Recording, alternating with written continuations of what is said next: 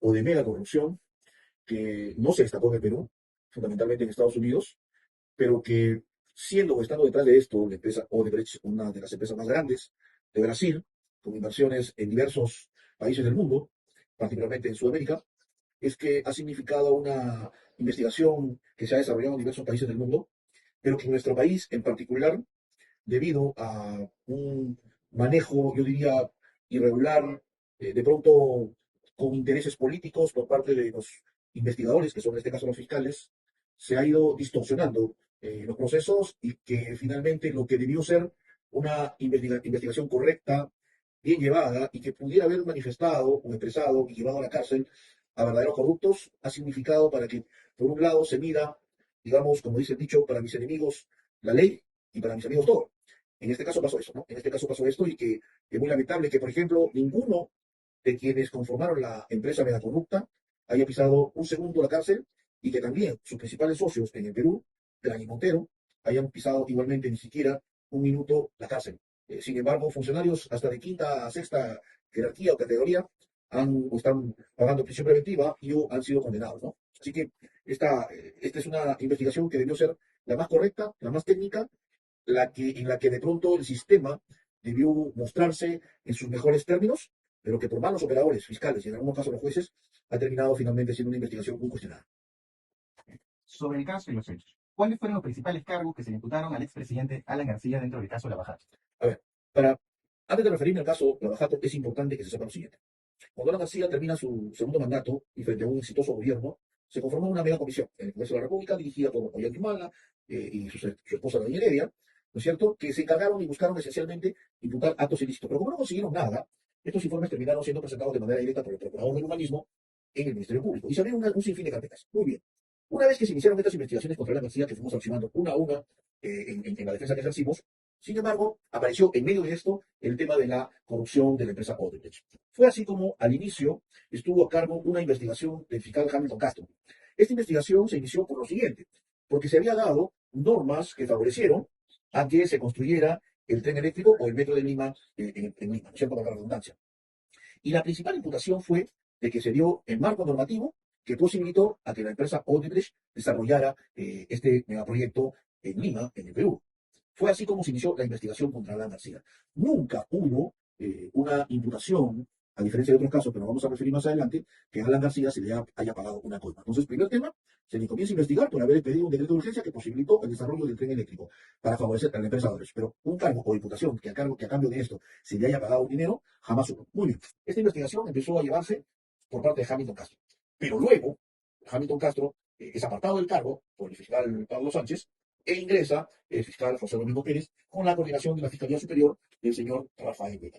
Es allí donde diríamos el proceso comienza a andar en un camino lleno de arbitrariedades, en un camino lleno de actos que lo que buscaban no era investigar, sino fundamentalmente perjudicar a la ciudad. Entonces, la imputación inicial fue esa, favorecer a la empresa Odebrecht, la expedición de un decreto de urgencia para llevar adelante esta obra, pero jamás una imputación en concreto de algún pago de una cosa. Y luego ya el fiscal Domingo Pérez terminó imputándole en diligencias preliminares, es decir, la inicial investigación, no una investigación formalizada, sino el inicio de la investigación, por supuestamente liderar una organización criminal que favoreció a la empresa Odebrecht. Ese fue el cargo que se hizo al principio contra la García, la expedición de la norma, y luego ya por Domingo Pérez de supuestamente haber liderado una organización criminal dentro del aparato del Estado para favorecer a la empresa Odebrecht. ¿Y cuál era el hecho en concreto? El supuestamente haber otorgado un marco jurídico, haber creado un marco jurídico para favorecer a esta empresa, ¿no? Segunda pregunta. ¿Considera usted que hubo abusos por parte del Ministerio Público durante la investigación? ¿Cuáles fueron los más notorios? A ver, como decíamos hace un momento, a Alan García se le inicia muchas investigaciones luego de su segundo gobierno, que una a una se fueron archivando, porque se fue esclareciendo lo que era materia de investigación. A partir de allí es que Alan García había asistido a todas las citaciones a las cuales había sido convocado. Aproximadamente 50 citaciones a las que asistió Alan García, incluida la investigación que desarrollaba el señor José Domingo Pérez. ¿Qué pasó?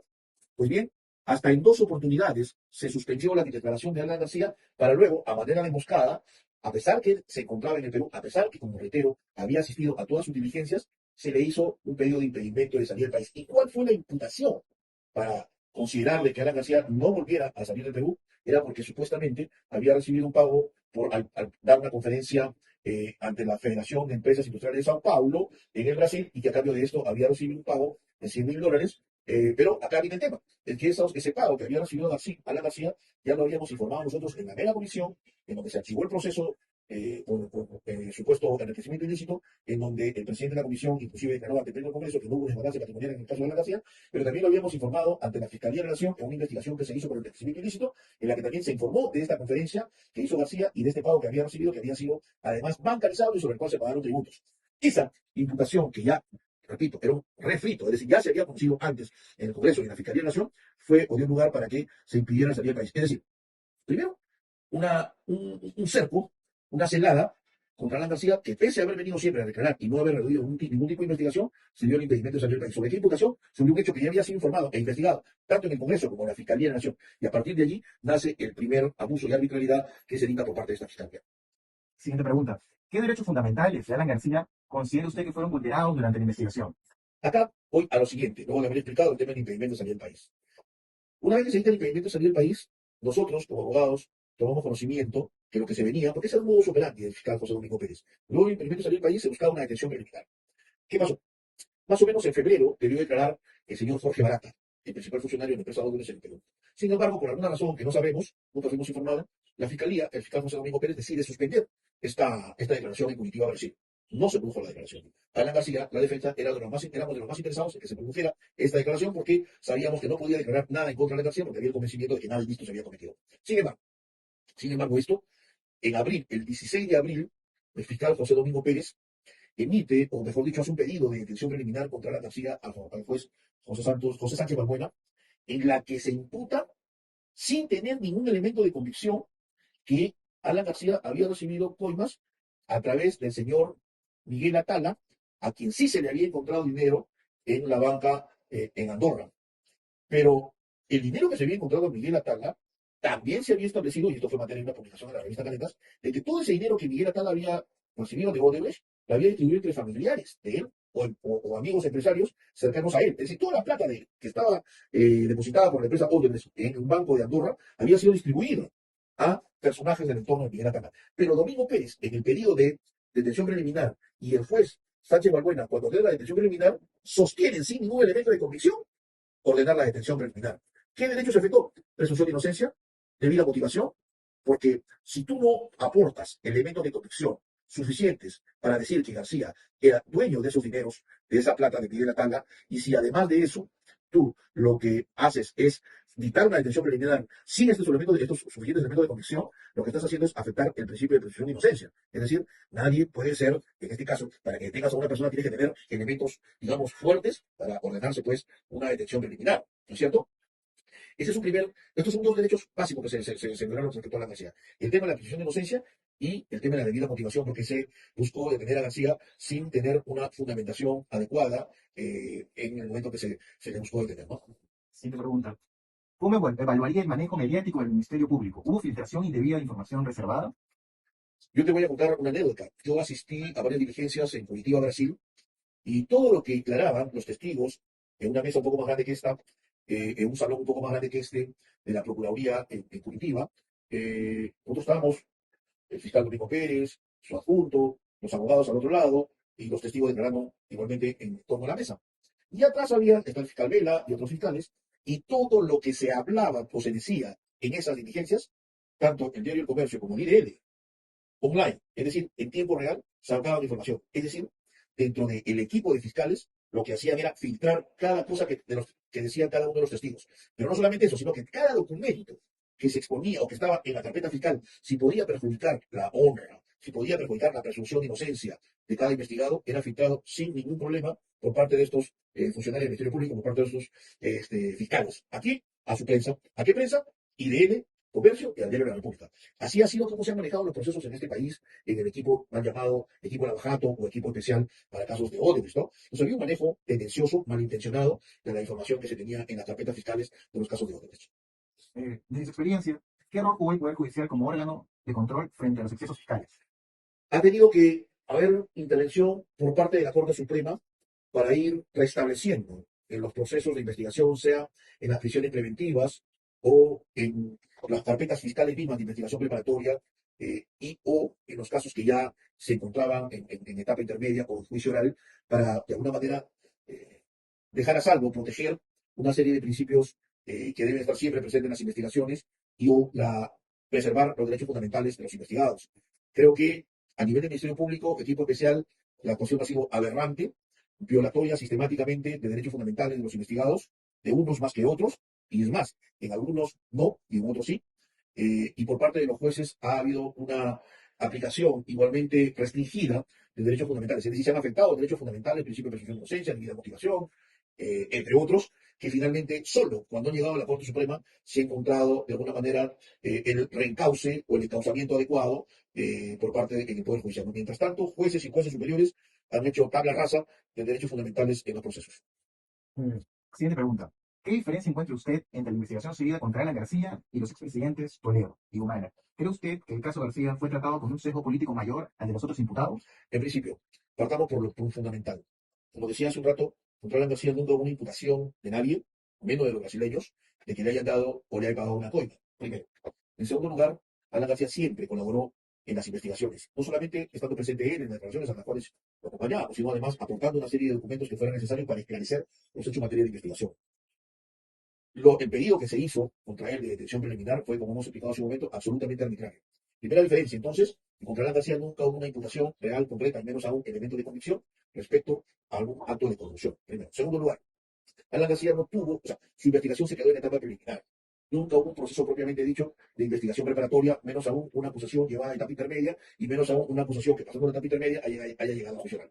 Lo que tenemos en el caso de los señores Toledo y Humana es abundante acervo probatorio que lo vincula en un caso con pago de coimas, ¿no es cierto?, por parte del señor Toledo, así como también haber recibido dinero por parte del señor Humala y la señora Nadine Heredia, dinero por parte de la empresa Odebrecht, ¿cierto? Entonces, hay una diferencia abismal respecto a García y los otros expresidentes, donde sí se ha llegado a etapas culminatorias del proceso penal, pero fundamentalmente se han habido imputaciones concretas respecto a haber recibido dinero de la empresa Odebrecht, situación que en ningún momento ha existido respecto a la García. Última pregunta. ¿Qué reformas jurídicas considera necesarias para garantizar el equilibrio entre la lucha contra la corrupción y el respeto de los derechos fundamentales? ¿Y qué reflexión dejaría a los jóvenes estudiantes de Derecho y futuros abogados? A ver, primero yo creo que en verdad no es un tema ya de tortas. Yo creo que ya tenemos un código penal que ha establecido y establece todas las conductas que deben ser reprimidas cuando se afecta al Estado, ¿no es cierto?, con actos de corrupción, para decirlo de manera clara, ¿no? Tenemos penas muy severas, tenemos un código procesal penal que era un código garantista y que debe ser garantista. ¿Qué significa esto? Que todo proceso penal debe respetar los derechos fundamentales. No hay que olvidar nunca, eso deben saber los jóvenes estudiantes, no hay que olvidar nunca que lo que se tiene en un proceso penal siempre es a un Estado, es decir, el aparato del sistema de justicia, fiscales, jueces, que van a ir o van a ir tras un ciudadano al que se le imputa una actividad ilícita.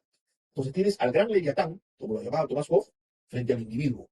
Este individuo es sometido a un proceso penal que lo que tiene que hacer es que este individuo, que solamente tiene su humanidad y su abogado para defenderse frente al gran Estado, darle las garantías para que tenga que defenderse. Y si es inocente, se respete esa inocencia. Y que esta investigación tiene que ser llevada adelante en libertad. Porque después de la vida, la libertad es lo más, es lo fundamental de un ser humano. Pero además, porque ya la Corte Interamericana ha establecido que los procesos esencialmente tienen que ser llevados en libertad. ¿No es cierto? No en prisión. Tú tienes que meter presa a la gente cuando concluyes una investigación. Tú no puedes meter presa a la gente para investigar, salvo cuando tengas, evidentemente, los famosos peligros procesales, ¿cierto? Peligro de fuga o peligro de obstaculización del proceso. Entonces, yo no creo que haya que crear nuevas figuras penales para combatir la corrupción. Creo que ya tenemos todas las figuras para poder sancionar severamente a los corruptos. Pero hay que respetar. Hay que respetar los principios jurídicos, el principio de presunción de inocencia, el principio de ser procesado en libertad, salvo los peligros procesales como lo indico, ¿no es cierto? Y finalmente, como reflexión, yo diría que los alumnos tienen que prepararse para ejercer una buena defensa. Y una buena defensa es conocer la norma sustantiva como la norma procesal, pero además la jurisprudencia y la doctrina que se suman en el caudal del conocimiento que uno tiene que tener para defender. Pero además, si tenemos vocación de jueces o vocación de fiscales, debemos desarrollar estas actividades también pensando que el fin supremo de la persona, de la sociedad y del Estado, es la persona humana. Es decir, la persona humana no puede ser un instrumento de ningún ordenamiento, sino el ser humano es sujeto de derecho, no objeto de derecho. ¿No es cierto? En esos términos, yo creo que los estudiantes de Derecho tienen que tener una formación humanista de los procesos. Los estudiantes de Derecho tienen que tener una formación de derechos humanos, de derecho constitucional, para todos los procesos. Yo creo que hay que ser severo, sí, en la aplicación de la norma cuando se trata de actos de corrupción, pero respetándose principios o garantías constitucionales, que es la única forma de cómo preservar la libertad de la persona y el respeto a su dignidad. Muchas gracias, doctor Eras Morreina, por las palabras y por la entrevista. Un honor y un placer escucharlo. Gracias. Gracias.